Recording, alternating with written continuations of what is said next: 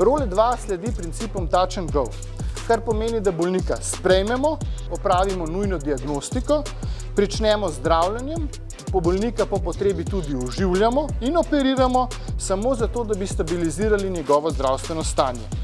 Nato pa bolnika v roku 72 ur premestimo na višji nivo oskrbe ali pa ga vrnemo v enoto. Zakaj? Zato, da ohranimo pretočnost bolnišnice ter da lahko vedno zagotovimo prosto posteljo in prosto mesto za naslednjega poškodovanega vojaka.